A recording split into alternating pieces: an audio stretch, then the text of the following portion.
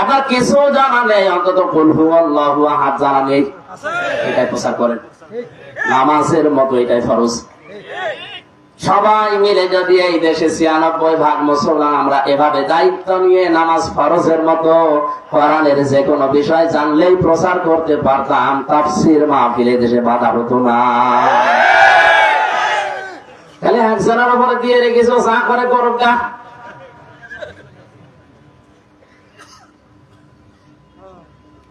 ইন্না কুন্না মুনজিরিন, সতর্ককারী আমি আল্লাহ পাঠিয়েছিলাম। ওনারা এখন নেই, সব কবরে চলে গেছে, দায়িত্ব এখন জীবিত আলেমদের। আল উলামা ওয়ারাসাতুল আম্বিয়া, আলেমরা হচ্ছে নবীর উত্তরাধিকারী ওয়ারিস। এই অনুভূতি থেকে, এই দায়িত্ববোধ থেকে আল্লাহর কসম, সেই কুষ্টিয়া থেকে দিনাজপুর এত দূরে সে কোরআনে কারীম থেকে সতর্ক বাণী আমি যেগুলো পেয়েছি একটা একটা করে শোনাচ্ছি, আমরা যেন শাবান মাসে সতর্ক হই। আল্লাহ তুমি আমাদেরকে তাড়াতাড়ি করে কোরআনের আয়াত বোঝার সুযোগ দাও, বলেন আমিন। আমাদের দেশে এই সমাজে বিশেষ করে যে গোনাগুলোকে আমরা গোনা মনে করতে চাই না, তার ভেতরে অন্যতম হচ্ছে মানুষের পেছনে লাগা। এর কথা ওর কাছে লাগিয়ে এর সম্পর্কে খারাপ ধারণা করে আন্দাজে মামলা দিয়ে, কেস দিয়ে তার জীবনটা নষ্ট করে দেওয়া। রংপুর বিভাগে মনে হয় এখনো শুরু হয়নি, কিচ্ছু জানে না, চোখ বন্ধ করে ঘুমিয়ে আছে ঘরে, চোখ খুলে দেখছে জেলখানায়। তুই গাছ কেটেছিস, তুই গাড়িতে আগুন লাগিয়েছিস, অথচ কিছুই জানে না বিষয়ে, আবার জেলখানায় মনের দুঃখ নিয়ে ঘুমায়, চোখ খুলে দেখছে জেলখানার বাইরে। কি গো, মাঝখান থেকে আল্লাহর ওলিরা ৫০,০০০ টাকা নিয়ে গেছে। এটা একজন মানুষের উপরে আন্দাজে দোষ দিয়ে তার জীবনটা তছনছ করে দেওয়া, এটা যে কত বড় কঠিন গুনাহ। নবীজি বলেন, কোন এলাকায় যদি এরকম চরিত্রের মানুষ থাকে, ওই এলাকার মানুষের ইবাদত বন্দেগী দোয়া কবুল বন্ধ হয়ে যায়। জালিলুল কদর নবী হযরত মুসা আলাইহিস সালাম, একবার বৃষ্টি বন্ধ হয়ে গিয়েছিল, উম্মতদেরকে নিয়ে চাটিয়াল ময়দানে দোয়া করছেন, রব্বুল আলামিন বৃষ্টি দাও। একবার, দুইবার, তিনবার হাত আল্লাহ ফেরত দিলেন, বৃষ্টি হবে না। মুসা নবীও নাছর বান্দা, ডাক দিয়ে বলে, আল্লাহ আমার না এগুলো উম্মত, আমার মায়া লাগে, তোমার তো বান্দা, মায়া লাগে না? মায়া লাগে, বৃষ্টি দেব না। মায়া লাগে, বৃষ্টি দেবে না, দেওয়া লাগবে। আল্লাহ পাক বলেন, বৃষ্টি দিতেও পারি আমি, কিন্তু দেব না এই কারণে তুমি যাদের নিয়ে দোয়া করছিলে ওর ভেতরে একজন তালাতালি করা লোক আছে। এর কথা ওর কাছে লাগায়, ওর কথা এর কাছে লাগিয়ে আন্দাজে সম্পর্ক নষ্ট করে দেয়। যতক্ষণ পর্যন্ত লোকটা বের হয়ে না যাবে, তুমি নবী দোয়া করলেও দোয়া ফেরত যাবে। মুসা নবী বলছে, আল্লাহ তুমি শুধু ওই নাম বলো, দেখো কি করি। আল্লাহ পাক বলেন, না, আমি নিজেই নাম ধরে গিবত করতে নিষেধ করি, আমি নাম বলি আর তুমি সবার সামনে তারে অপমান করো, নাম বলা যাবে না। হযরত মুসা বলেন, আল্লাহ আমি তো আলিমুল গায়েব না, মানুষের মনের খবর জানি, কি করি আমি ধরবো? আল্লাহ পাক বলেন, একটা কায়দা শিখিয়ে দেই, তুমি ওদের সবাইকে তাওবা করতে বলো। যে লোকটা আছে এরকম তাওবাকারী করা লোক, সে লোক তাওবা করবে। আর তাওবা যদি মন থেকে মানুষ করে, সে বেগুনাহ ব্যক্তির মতো হয়ে যায়। উনি এসে বললেন, এখানে এরকম একটা চরিত্রের লোক আছে, কিন্তু কে এটা আমি জানি না, তবে আছে। যতক্ষণ পর্যন্ত সে বের হয়ে না যাবে, ততক্ষণ আমি নবীর দোয়া আল্লাহ ফেরত দিয়ে দেবে, কবুল হবে না। সুতরাং যদি থাকেন চলে যান, আর যদি না যান তাহলে আমার সাথে সবাই খালেস তাওবা করেন। আমাদের এই বাংলাদেশে আমরা অনেকেই মনে করি তাওবা মানে আস্তাগফিরুল্লাহ রাব্বি, চামড়ার মুখ তো আন্দাজে বলে ফেলছে, এটা একটা বাক্য। এটা কি তাওবা? অত সহজ জিনিস না। কেউ যদি তাওবা করতে চায় তাহলে তার দুইটা শর্ত মানা লাগবে, আর একটা সময় মেনটেন করা লাগবে। ভালো করে শুনে, তাওবা আর ইস্তেগফার এক জিনিস না। ইস্তেগফার সব সময় করা যায়, যে কোনো সময় আপনি আস্তাগফিরুল্লাহ আস্তাগফিরুল্লাহ করতে পারেন। কিন্তু তাওবা যদি কেউ করে, আল্লাহ এত দামি জিনিস এটা। নবীজি বলেন কেউ যদি তাওবা করে ওর পেছনের অপরাধ শুধু মাফ হয়ে যায় না, পুরা জায়গাটা আল্লাহ নেকি দিয়ে পাল্টিয়ে দেয়। আস্তাগফিরুল্লাহ সব সময় পড়া যায় না, যায় না? সব সময় আপনি আস্তাগফিরুল্লাহ আস্তাগফিরুল্লাহ পড়তে থাকলে আপনার দোয়া কবুল হওয়ার সম্ভাবনা বেড়ে যায়। আর তাওবা যদি কোন মানুষ করে ওর পেছনের অপরাধ আল্লাহ শুধু মাফ করে দেয় না, পুরা পেছনের জায়গাগুলো আল্লাহ নেকি দিয়ে ভরাট করে দেয়। তাওবা করতে রাজি আছেন?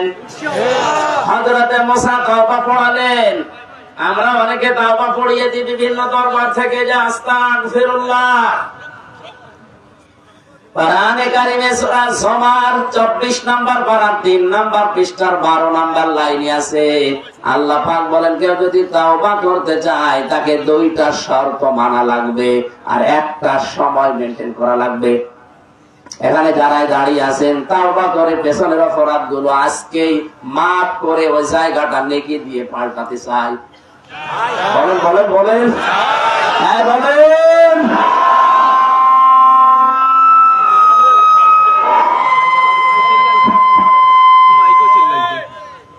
কোরআনে যে নিয়মটা আছে আমি বলছি, মিলাবেন তো আপনার সাথে মেলে কিনা? ওয়ানিবু ইলা রাব্বিকুম ওয়া আসলিমু লাহু মিন ক্বাবলি আইয়াতিয়াকুমুল আযাবু সুম্মা লা তুনসারুন। আল্লাহ পাক বলেন যে তাওবা করতে চায় 1 নম্বরে তাকে তার রবের দিকে ফিরে আসা লাগবে। কার দিকে? শব্দটা যদিও ছোট মনে হচ্ছে, এত ওজনওয়ালা শব্দ আল্লাহর দিকে। মাইকওয়ালা কোথায়?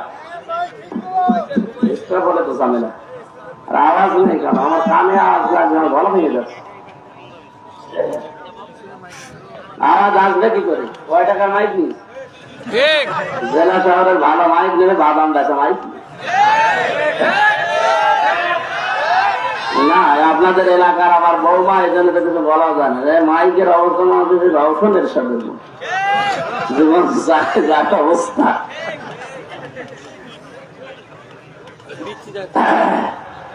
আওয়াজ ভালো করে দেন, ইকো বাঁধবেন, ইকো বাদ দিয়ে আওয়াজ ক্লিয়ার করে দেন। দিনাজপুরবাসী নারী পুরুষ যারা আছেন তাওবা করতে আমরা অনেকে হাত তুলেছি যে আমরা রাজি আছি। 1 নম্বরে শর্ত আল্লাহ দিয়েছেন, ফিরে আসা লাগবে রবের দিকে। কার দিকে? এই শব্দটা যদিও ছোট, এটা কি অত সহজ? বলেন বলেন। কেউ যদি রবের দিকে ফিরে আসতে চায় দুনিয়াতে তার অনেক কিছু ছাড় দেওয়া লাগবে। কথা বলে না কেন? সূরা বুরুজের তাফসীর পড়তে গিয়ে আমি পেয়েছি ওই জামানার যে লোকটা জালিম বাদশাহ, এই যে আগুনের ভেতরে নারী পুরুষকে গর্তের ভেতরে ফেলছিল, এই কঠিন অবস্থায় দৃশ্য দেখে ওই রাজার একজন মন্ত্রী তাওবা করে ফিরে এসেছিল। এসে বলছে আমি যদি এই দৃশ্য দেখে পরিবর্তন না হই, নিজের মন্ত্রিত্ব পর্যন্ত ছেড়ে দিয়ে সে তাওবা করে আল্লাহর দিকে ফিরে এসেছে। জুলুম অত্যাচার নির্যাতনমূলক কোন কাজ যদি সে দেখে, ওরকম কোন জায়গায় সে তো থাকবেই না, কারণ সে তাওবা করছে। কি করছে? আল্লাহর দিকে ফিরে আসলে তার কাছে জুলুম থাকে না। কথা বলে না কেন? তার কাছে শিরক থাকে না, বেদাত থাকে না, কুফরি কোন কাজ তার কাছে থাকবে না। ওয়াসলিমু লাহু মিন ক্বাবলি। 2 নাম্বারটা আরো কঠিন। 2 নাম্বারটা কোন মানুষ যদি তাওবা করে, সে আল্লাহর বিধান পেলে জেনে হোক না জেনে, বুঝে না বুঝে আত্মসমর্পণ করে ফেলবে। আরেকগুলো হয়তো বুঝে আসে না, আপনার বুঝে নাও আসলে আল্লাহর বিধান যদি জানেন যেটা আল্লাহর বিধান, সঙ্গে সঙ্গে আপনাকে আসলিমু আত্মসমর্পণ করা লাগবে। অমা কানা লিল মুমিনিন ওয়ালা মুমিনাতিন ইযা ক্বাদাল্লাহু ওয়া রাসূলুহু আমরান আইয়াকুনা লাহুমুল খিয়ারাতু মিন আমরিহিম। ইলা আখির আয়াত। সূরা আহজাব 22 নাম্বার পারার 2 নাম্বার পৃষ্ঠার প্রথম নাম্বার লাইনে 36 নাম্বার আয়াতের প্রথম অংশে আছে। আল্লাহ বলেন, নারী হোক পুরুষ হোক ঈমানদার হতে পারবে না যখন আল্লাহ রাসূলের পক্ষ থেকে কোন ফায়সালা, কোন রায়, সিদ্ধান্ত আসবে, এ কথা বলার অনুমতি নেই যে এটা আমি মানি না। সুতরাং তাওবা করতে যারা রাজি হয়ে গেলেন, আজকে জীবনের অপরাধগুলো সব মাফ করে জায়গাটা নেকি দিয়ে ভরাট করবেন। এই মুহূর্ত থেকে সিদ্ধান্ত নেবেন, সামনে আল্লাহর বিধান যখন যেটা আসবে, বুঝে আসুক বা না আসুক, আমি সারেন্ডার। আর জোরে বলেন। এই দুইটা শর্ত আপনি মানবেন কোন সময়? মিন ক্বাবলি আইয়াতিয়াকুমুল আযাবু বাগতাতান, ওই আযাব আসার পূর্বে, সুম্মা লা তুনসারুন, যখন তোদেরকে আর সাহায্য করা হবে না। দিনাজপুরবাসী সবাই জানি আমাদেরকে সাহায্য করা হবে না মরণের সময়। কোন সময়? আর মরণ তো আসতে এখন অনেক দেরি। অনেকেই তো সিদ্ধান্ত নিয়েছে যে 71 সালে মরব। আপনার কাছে কোন কাগজপত্র আছে, গ্যারান্টি আছে? আপনি কার দিকে তাকিয়ে ভরসা করেন বলেন তো? আল্লাহ নবী জানিয়েছেন মরণ মানুষের এত কাছে, জুতার ফিতা যত কাছে। আপনি দেখবেন উদাহরণটার দিকে, জুতার ফিতা বাঁধতে গেলে মানুষের মাথা আর জুতার মাথা এক জায়গায় হয়ে যায়। কথা বলে না কেন? নবী যে উদাহরণটা দিয়ে জানালেন, বান্দা বান্দিরা, আমার উম্মতেরা, মৃত্যু কিন্তু একেবারে জুতার ফিতার মতো কাছে। আর আমরা টার্গেট দিয়ে রাখি অত সাল। যে লোকটা এত সাল বলে টার্গেট দিচ্ছে, ও লোকটার মরণ নিয়ে কোন চিন্তা আছে? আপনি দাঁড়িয়ে আছেন, বসতে পারবেন সে গ্যারান্টি আপনার নেই। আমি বসে আছি, দাঁড়াতে পারবো সে গ্যারান্টি আমার নেই। এই জন্য তাওবা করা লাগবে এক্ষুনি। কখন? এক্ষুনি। কখন? মুসা নবী তাওবা করেছিলেন এই দুইটা শর্ত একটা সময় মেনে নিয়ে। তাওবা যখন মন থেকে সবাই করেছে, দোয়া করতে দেরি, আল্লাহ বৃষ্টি দিতে দেরি করেনি। এখানে নারী পুরুষের ভেতরে যারা এখন মোনাজাতে হাত তুলবেন, যদি এরকম তালাতালি করা কোন লোক থাকেন, এর কথা ওর কাছে লাগানো মানুষ থাকেন, আপনি যতক্ষণ থাকবেন এ মোনাজাত কবুল হবে না। এ মাহফিল মাঠে মারা যাবে। তাহলে আপনি চলে যান। এরকম চরিত্রের লোক যদি থাকেন, আপনি চলে যান। দেখেন কোথায় যায় কি এই এলাকায়, তাহলে হাদিস বলা আমার মনে হয় ঠিক হচ্ছে না। তালাতালি করা লোক নেই? আছে। আরে ভাই, আছে বললে হবে? আপনি যান আগে। আপনি না গেলে তো মোনাজাত করলো, এই মোনাজাত ফেরত আসবে। মুসা নবীর মতো পাওয়ারফুল নবীর মোনাজাত যদি আল্লাহ ফেরত দেয়, হামজাটা হবে। এজন্য আপনি আগে চলে যান, নিজের জন্য আমাদের জীবনটা নষ্ট করেন না। যান ভাই, যাকে কেউ চলে গেলে আলহামদুলিল্লাহ আমরা মোনাজাত করব।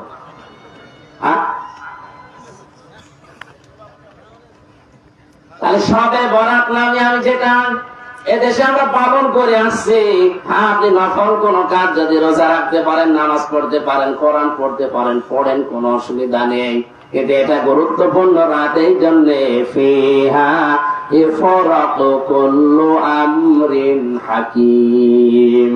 যত বিজ্ঞ, যত প্রজ্ঞাময় কাজ আমার আল্লাহ ওই রাতে সবগুলো ঠিক করেন, সিদ্ধান্ত নেই, রায় দেন।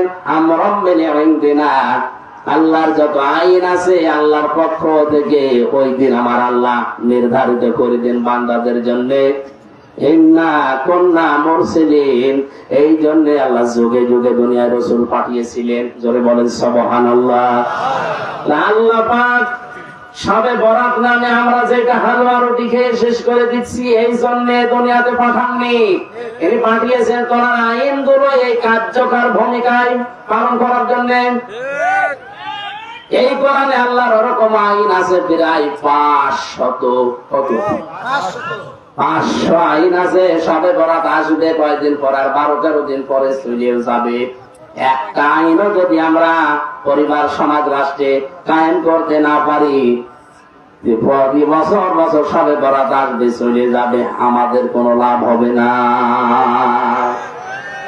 এজন্য আমাদের উচিত হচ্ছে আল্লাহর এই আইনগুলো এই শাবান মাসের সবে বরাত সামনে যতটুকু পারা যায় আল্লাহর আইনের পক্ষে থেকে এটা যেন পরিবার সমাজ রাষ্ট্রে কায়েম করা যায়। আর আসতে বলেন, কায়েম হচ্ছে ব্রিটিশের আইন। 200 বছর ওরা চুরি করে করে দেশটা একেবারে ফাঁকা করে গেছে। এখন যারা বিচারপতি হয়, যারা ব্যারিস্টার হয়, সব ওই ব্রিটিশ থেকে পড়ে আসা লাগে। ওরা বাপ একেবারে টাটকা চোর, ওখান থেকে পড়ে এখানে এসে আপনি কি করবেন? এখানে বিচার ব্যবস্থা বলেন, যত জায়গা দেখতে পাচ্ছি অধিকাংশ জায়গাগুলো সব চোর। আমার তো মনে হয় কোর্টে যাবেন, দিনাজপুরে কোর্টের ইট পর্যন্ত টাকা চাই। যারা চোরের জন্ম দেয় আমাদের দেশ থেকে 200 বছরে সব চুরি করে নিয়ে গেল, তাদের কাছ থেকে আপনি পড়াশোনা করিয়েছে, আপনি তো বড় চোর হবেন। হ্যাঁ, চোর মুক্ত করার জন্য আমার আল্লাহ মেডিসিন দিয়েছেন, ঔষধ দিয়েছেন, আইন দিয়েছেন। আমরা মেনে দিনা, সে আইনের নাম হচ্ছে ওয়াসারিকু ওয়াসারিকাতু ফাকতাউ আইদিয়াহুমা। আল্লাহ পাক বলেন, নারী হোক পুরুষ হোক, চুরি যদি করে ওটা যদি অভাবে না হয়ে স্বভাবে হয়, আমি আল্লাহর আদেশ, ফাকতাউ আমর, এটা তাদের হাত কেটে দেওয়া লাগবে। এই নির্দেশ কার? আরো জোরে বলেন কার? এই আইনটা সংসদে পাশ করতে চায় না তারা, যারা ব্রিজ চুরি করে। কথা বলেন, যারা রাস্তা চুরি করে। আরে মোলা চুরি করলে হাত কেটে দেবে, কথা নেই, কারণ মোলা চোর কোনদিন অভাবে স্বভাবে করে না, অভাবে করে। একজন মানুষ জুতা চুরি করে, মনে করেন 50 বছর যদি জুতা চুরি করে, সর্বোচ্চ নয় 10 লাখ টাকা জুতা চুরি করতে পারবে। আর যে লোকটা অফিসে বসে এসি রুমের ভেতরে কলমের খোসা দিয়ে মাত্র 2 সেকেন্ডে 50 কোটি টাকা অলরেডি চুরি করে ফেলেছে, এটি চোর না চোরের দাদা? আর যদি কাটা লাগে, এর হাত কাটা লাগবে। এই জন্য আইনটাকে ওরা বর্বর আইন বলে চালিয়ে দেয়, যে বর্বর আইন। তুমি আল্লাহর চাইতে বড় মানবতা পক্ষের লোক হয়ে গেলে। আসছে না, ব্যভিচার বন্ধ হচ্ছে না। অথচ 1500 বছর আগে বিশ্ব নবী আইনটা কায়েম করে এমন একটা পরিবেশ বানিয়েছিলেন, যুবতী মেয়েরা সানা থেকে হাজরা মাউত হেঁটে যেত, শুধু আল্লাহ বাদে আর কারো ভয় তাদের মনের ভেতরে থাকতো না। এখন পারবে? আরো জোরে বলেন। স্বামীর সামনে স্ত্রীকে গণধর্ষণ করে মেরে ফেলছে, এটা ভারতে। নোয়াখালীর ওই যে সুবর্ণচরে 4 সন্তানের মা কেউ ছেড়েনি। একথা ওদেরকে সেদিন একটু টাচ দিয়েছিলাম, ওরা নাকি মন খারাপ করেছে। কাজ করতে পারো, বলা যাবে না।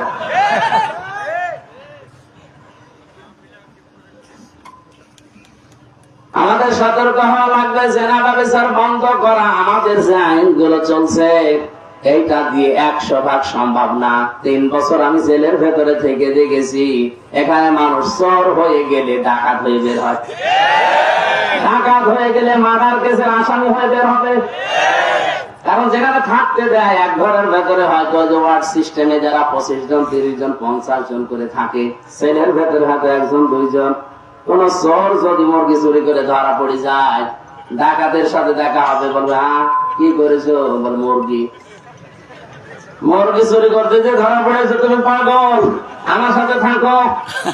বাংলাদেশের আইনে চুরি করলে যদি ধরা পড়ে, সাক্ষ্য প্রমাণ হয়ে যায়, সর্বোচ্চ 3 মাস থেকে 3 বছর জেল। কত?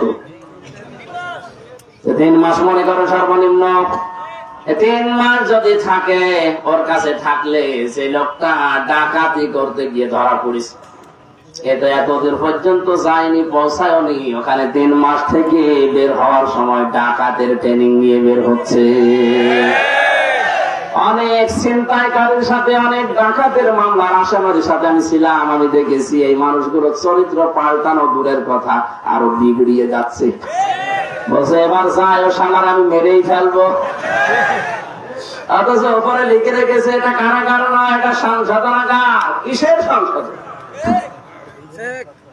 ডাকাত হয়ে যে লোকটা যাচ্ছে, ওখানে যদি সুইডেন আসলামের সাথে থাকে, ভয়ঙ্কর রাসুর সাথে থাকে, ডেঞ্জার কাজের সাথে থাকে, নাম দেখেছে ভয়ঙ্কর কাজ, ডেঞ্জার রাসুক সুইডেন আসলাম। সুইডেন আসলাম এমনি বলা হয় না, এই দেশে মার্ডার করতো সুইডেনে চলে যেত, ওখানে মার্ডার করতো এই দেশে চলে, নাম হয়ে গেছে সুইডেন আসলাম। 25 বছর না 27 বছর জেলে আছে, মাঝে মাঝে এসে আমার সালাম দিত, হুজুর এই মাসলাটা বলেন। আশ্চর্য যে আপনিও মাসলা নেবেন। কি মাসলা দেবো আপনার? ওরা চেহারা দেখলে আমার ভয় করে। আপনারা ভয়ঙ্কর মানুষ। এদেশের মান্না মারা গেছে, একটা বই বানিয়েছিল না আসলাম ভাই, মনে করছেন হুজুর কিছু জানে না, ওর জীবনে নিয়ে বানিয়েছে। এইরকম ভয়ঙ্কর মানুষ। এখন একটা ডাকাত যদি ওর কাছে মনে করেন 3 বছর থাকে, ও বের হওয়ার সময় কি করে মানুষ ফেলে দেওয়া লাগে এটা শিখে আসবে। কোরআনে আল্লাহ এই সবগুলো এমনিতে দেয়নি। এই জেনাকার, ব্যভিচারী, চোর, ডাকাত, সন্ত্রাসী, খুনি, চাঁদাবাজ, মাস্তান, এদের যে শাস্তিগুলো আমার আল্লাহ 500 আয়াত নাযিল করে দিয়েছে। এই শাবান মাসে যদি আমরা সত্যি শাবান মাস পালন করে এগুলো বাস্তবে নিতে পারতাম, আমাদের যারা দায়িত্বে আছে, আমাদের জননী প্রধানমন্ত্রী শেখ হাসিনা থেকে শুরু করে যারা আছে, তারা এই 500 আয়াত কোরআনে কারিমের আইনগুলো সংসদে তারা পাশ করুক। তখন আর দুর্নীতি দমন কমিশন বানানো লাগবে না, র্যাব লাগবে না, রবের ভয়তে মানুষ ছেড়ে দেবে। এরপরে আল্লাহ দিয়েছেন ইন্না কুন্না মুরসিলিন। এক একটা শব্দে লক্ষ লক্ষ কথা লুকিয়ে আছে, যত কান দেবেন গবেষণা করবেন তত বের হবে। আমার শারীরিক এবং গলার যে অবস্থা, আমার এমনিতে এখন শরীরে জ্বর হচ্ছে, চারিদিকে তাকিয়ে আমার শেষ করা দরকার। রাতে আবার এই শহরে একটা মাহফিল আছে, ওখানে আয়াত দিয়েছে, কোন জায়গায়? বরাদপুর। ওই জায়গায় যে আমি রাত 9টায় উঠবো ইনশাল্লাহ। আমার এখন আসরের নামাজ সময় হয়ে গেছে, 15 বাজে, নামাজের সময় শেষ। নামাজ পড়ে নেন, সামনে যদি পরিবেশ হয় রাতে মাহফিল দেবেন। দিনের বেলা আসলে ঝামেলা, সে আসতেছি দিনের বেলা ছিল সকালে 10টার সময়, সেই লালমনিরহাট হাতিবান্ধা, ওই জায়গা থেকে এমনি আমার জ্বর পড়ছে শরীরে, ভেতরে 3 বছর জেলে থেকে সব একেবারে গেছে। আমি একটা জেলে থাকা অবস্থায় বই লিখেছিলাম 2টা, নারীদের সমস্যা এবং সমাধান। মেয়েদেরকে এটা কিনে দেবে, কাজে লাগবে, পরিবারে পরকীয়া প্রেম বন্ধ হবে আশা করছি। বইটা এখানে আছে মনে হয়, কোন জায়গায় যেন আমি